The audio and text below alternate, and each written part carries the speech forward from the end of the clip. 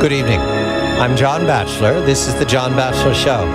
The Affordable Care Act, tech surge, the Affordable Care Act, the best and the brightest, the Affordable Care Act, glitches, the Affordable Care Act, Rose Garden. October 21st, the President of the United States, with 13 or so applicants to the Affordable Care Act, aspirational applicants, some of them, telling the American people that he is madder than anyone else about the website and the access to the Affordable Care Act.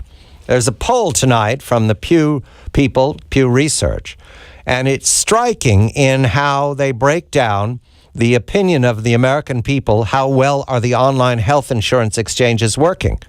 The one I go immediately to that puzzles me is that Democrats believe they're working well. 44% of the Democrats believe the site is working well. 14% of the Republicans, 25% of the independents. Now, that tells me that none of these people have tried online. None of them. Because over these last 3 weeks, it has been available to everyone who has knowledge of how the internet works, that the website doesn't work much. And if it does, you have to go to the phone. President today gave out an 800 number, and I bring on John Fund of the National Review Online and David Drucker of Washington Examiner, my professionals. Mr. Fund, the 1-800 number the president gave out, more than one reporter called that number and found a busy signal, and when there wasn't a busy signal, there was a menu that directed you to healthcare.gov. John, you never give out a 1-800 number unless you know it will deliver. Is the White House right now without a plan, John? What is your sense after the president's remarks today? A very good evening to you.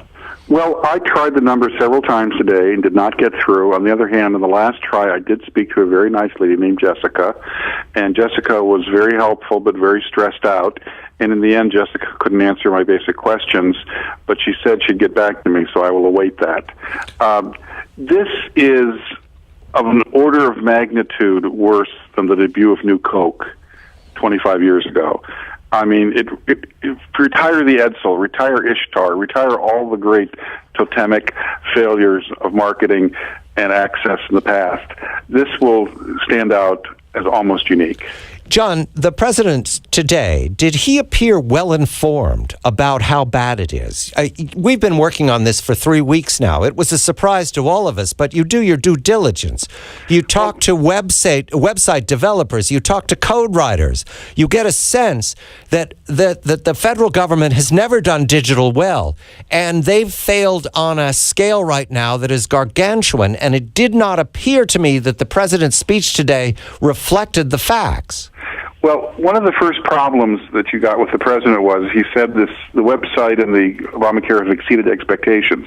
Expectations of what? The only expectations that has exceeded are the ones that people who couldn't possibly believe that it could be this messed up, and it has been.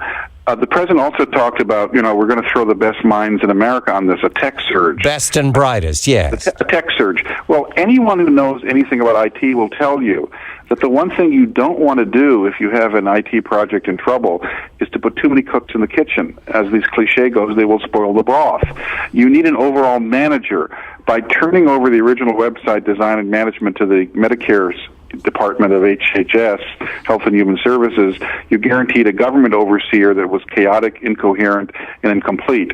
Unless there is for want of a better term, an IT czar appointed, throwing more people at this will probably only make matters worse. Oh, I like IT czar. That has a ring to it. David, a very good evening to you. We're going to explore the politics of this, but your first thoughts about the president's speech today. You're very well informed of what we've been watching with this failure of the website and the inability of people to connect and the non-transparency of the numbers that they're getting at HHS. They see what's happening. David, what was your impression of the president's remarks today? What did he want to achieve? Good evening to you, David. Good evening, John. And clearly the president wanted to tell the American people that he understood that this isn't working as well as it should, that he's on the case, and that everything's going to be all right, and that it's really not that bad, so please keep coming. And that's understandable. In any situation like this, a president would come out and try and communicate that he's aware of the problem, he's leading the fix and that everything is going to be fine, and would say some things that may or may not be true about how great things really are. What struck me, though, about this, and it took a while, I have to be honest, it took a while to sink in, is that I think what we saw this morning was like a late-night infomercial. And again, I have a lot of sympathy for what the president was trying to do, but I don't recall ever hearing a president give out phone numbers and tell me that, call now, people are standing by. It was a very strange way to go about what the president wanted to do, considering the office of presidency. And I think normally, and I think the president would have been better served if he would have talked in broad strokes about what is wrong and what he intends to do about it, and then let administration underlings tell us about the phone number and the call centers. And we could criticize that, and as John mentioned, it deserves a lot of criticism, but the point is what you do with that bully pulpit. And I thought the president got far too deep into the weeds, not in a good way, for the purpose of his speech, and I just don't think it helped. Mr. Fund, afterwards, Mr. Carney, the spokesperson for the White House, took several questions aiming at the idea: shouldn't we delay? Shouldn't you delay? How can you punish people for not signing up when your website doesn't work, your 800 number doesn't work? You're asking people to mail in their applications and wait for a response. Mr. Carney did not either answer the question, nor did he deny the question. Do you think that right now, John, they're still gaming this delay idea? Well, I think the Democratic senators who were up for election in 2014, the colleagues of Max Baucus, the Democratic chairman of the Finance Committee, who warned this would be a train wreck, they're all very concerned about this. I think the president will probably face first a private internal revolt on Capitol Hill from Democrats who do not want to run with all of these unanswered questions about Obamacare and who don't have a good answer to constituents who say, why did you exempt business from the mandate, but you didn't exempt individuals? And by the way, the fines, John, the fines. Yes. Everyone in America legally must have health insurance starting January 1st. Right. You have to prove it to the IRS by the time you file your taxes on April 15th. But Obamacare, apparently you'll have to actually get the process finished by February 15th, which no one knows yet. Millions and millions of Americans are about to become lawbreakers, and the fine for some is not trivial. It's not $95. It's $95 or 1% of their income, whichever is greater.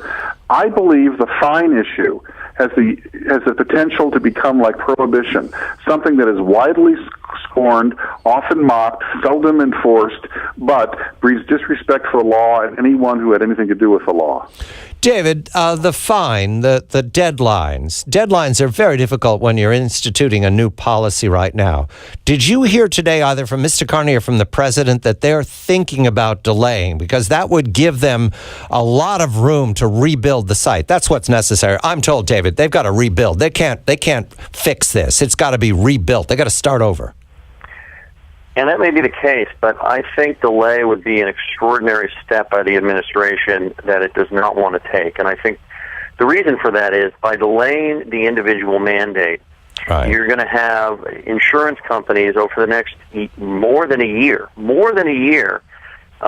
without the enforcement that a bunch of healthy people that may not have insurance don't go and get it to pay for all of the either people that are sick or that have pre-existing conditions that are rushing in or likely to be the first to rush in.